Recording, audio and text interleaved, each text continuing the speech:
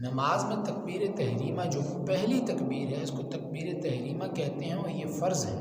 جس شخص نے اس تکبیر تحریمہ کو اللہ اکبر جو اونچی آواز سے ہم کہتے ہیں یہ نہیں پڑھی تو وہ نماز کے اندر ابھی تک داخل ہی نہیں ہو، چاہے امام نے تو کر دی ہے لیکن پیچھے مقتدی نے نہیں کی، ویسے ہی ہاتھ ایسے کر لیے ہیں، وہ ابھی تک نماز میں داخل نہیں ہوا، وہ امام کی نیت کے اندر ابھی تک شامل نہیں ہوا۔ اب امام بھلے امام کے ساتھ وہ اوپر نیچے ہوتا رہے، اس کی نماز نہیں ہوگی۔ تکبیر تحریمہ کیا نیت کے ساتھ ملا ہونا ضروری ہے۔ ایک نیت جب انسان کرتا ہے تو اس کے بعد فوراً تکبیر تحریمہ کہے، یہ نہیں ادھر نیت کی تو نیت کرتے کرتے یاد آیا میں نے وہاں سے کوئی چیز لانی تھی، چلا گیا وہاں سے اٹھایا، یا ٹوپی لانی تھی وہاں سے گیا ٹوپی سر کے اوپر پہن کے آیا، واپس آیا پھر اللہ اکبر کر دیا بغیر نیت کے۔ اب نیت اور تکبیر تحریمہ کا آپس میں ملا ہونا ضروری ہے۔ جیسے نیت آپ نے کی، اب آپ نے ڈائریکٹ تکبیر تحریمہ کہنا۔ اللہ اکبر کے بجائے اگر کوئی شخص کہے بسم اللہ یا اس طرح سبحان اللہ تو یہ جائے نہیں، اللہ اکبر کی جگہ اللہ اکبر ہی کہا جائے گا۔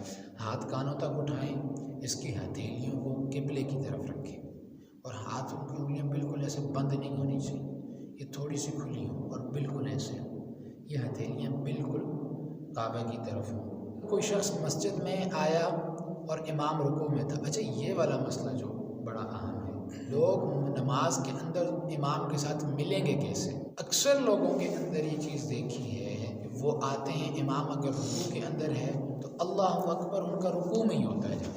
قیام فرض ہے نماز کے اندر، جس شخص کا قیام نہیں ہے اس کی نماز نہیں ہوتی، چاہے وہ قیام 1 سیکنڈ کا ہی کیوں نہیں ہے، لیکن قیام ضروری ہے۔ رکوع میں ہے امام تو اس کے ساتھ ملنے کا کچھ طریقہ کار ہے۔ امام رکوع کے اندر ہے، مقتدی آئے گا تو وہ کہے گا اللہ اکبر، ایک تکبیر یہ کہے گا، اس کے بعد تھوڑا سا رکے گا، اس کے بعد دوسری تکبیر کہے گا اللہ اکبر اور پھر رکوع میں جائے گا۔ آپ نے بھی یہ چیز دیکھی ہوگی، لوگ کہتے ہیں اللہ اکبر سیدھے گئی رکوع، تکبیر تحریمہ گئی، قیام جو ہے وہ ختم، یہ انسان نماز کے اندر ابھی تک داخل ہی نہیں ہو۔ اور دوسری چیز جو دیکھتے ہیں کچھ لوگ ہیں وہ دروازے سے داخل ہوں گے تو وہیں سے نیت پڑھتے آئیں گے اور یہاں کھڑے ہو کے اللہ، یہ عمل بھی درست نہیں ہے۔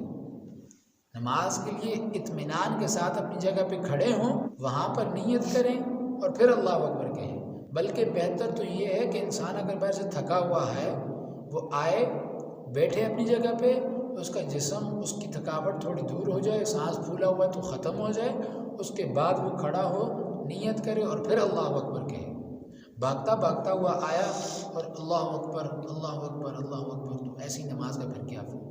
اس چیز کا بڑا خیال رکھا جائے۔ پھر دائیں ہاتھ کے انگوٹھے، یہ جب تکبیر تحریمہ کہہ دی انسان نے، اس کے بعد دائیں ہاتھ کے انگوٹھے اور اس انگلی کے ساتھ حلقہ بنا کے اس کلائی کو پکڑ لے اور یہ 3 انگلیاں اوپر بچھا دیں، تو اس طریقے سے پھر وہ ناف کے نیچے ہاتھوں کو باندھ لیں۔ اب کسی کے ہاتھ چھوٹے ہیں، کسی کے بازو بہت لمبے ہوتے ہیں، کسی کے بازو چھوٹے ہوتے ہیں، تو کسی کے اگر ناف کے نیچے نہیں پہنچتے ناف کے اوپر رکھ لیں، یا ڈھیلے چھوڑ دیں ہاتھوں کو جہاں تک جاتے ہیں اس کے ہاتھ چلے جائیں۔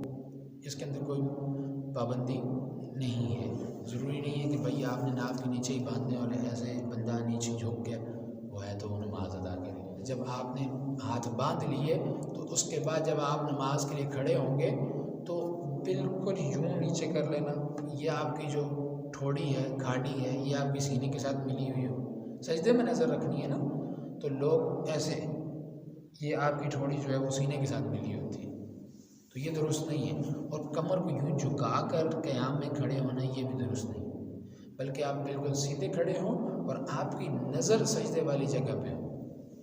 گردن آپ نے اتنی نہیں جھکانی ہے، ہلکی سی گردن جھکانی ہے جس سے نظر آپ کی سجدے والی جگہ پر پڑ جائے۔ اور اگر طبعاً انسان ہے، انسان کی نظر گھومتی ہے پھرتی ہے، تو اگر اس جگہ سے تھوڑی سی ہٹ بھی جاتی ہے تو اس کا کوئی مسئلہ نہیں ہے، اس سے نماز ٹوٹتی نہیں ہے۔